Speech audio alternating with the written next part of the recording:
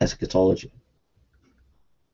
Then we had Realized and Present Eschatology, The Kingdom of God and the Future of Man by Rudolf Otto. And C.H. Dodd developed stuff from like the Parables of the Kingdom, 1935, British scholar. This realized eschatology, says F.F. Bruce, perspective was preserved in some New Testament writings, notably in the later Pauline letters. The solid contribution of Dodd's realized eschatology to New Testament exegesis has been its emphasis on the ministry of Jesus. History of Religion School then developed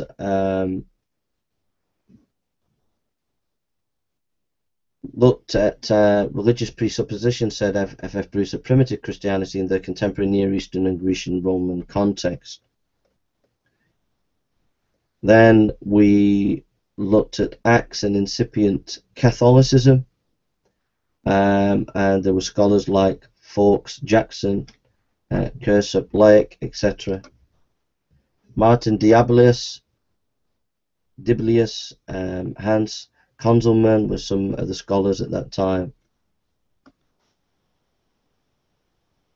The New Hermeneutic, F.F. Bruce writes, the New Hermeneutic represents a modern endeavor to make the message of the New Testament intelligible and relevant to contemporary man. It is closely related to Rudolf Bultmann's constant affirmation, says F. Bruce, that this message is concerned with human existence and that it is with human existence that contemporary man is essentially concerned.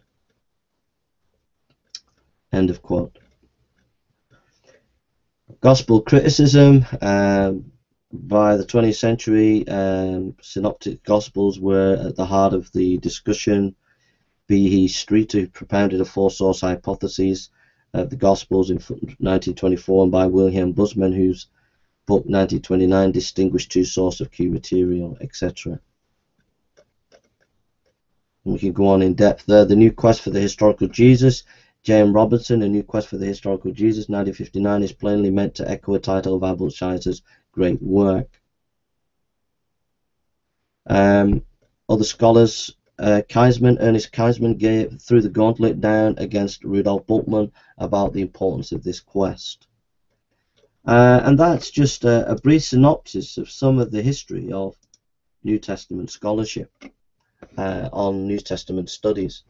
From the Apostolic Fathers to, you had two schools. You had the Origin kind of allegory school, that we understand the New Testament from allegory. We had the Antioch school that said, no, we understand from the historical grammatical method. We had the development of the majestic St. Augustine and expound the Bible, and he had a massive influence. I'm just concluding in my own words. Then we had the Middle Ages with the great commentaries of Aquinas and others who compiled some of the early church fathers together. We had then in the great early Reformation, we have Wycliffe and Tyndale developing textual criticism, developing translation, and then we had the great exegesis of Calvin and Luther and some of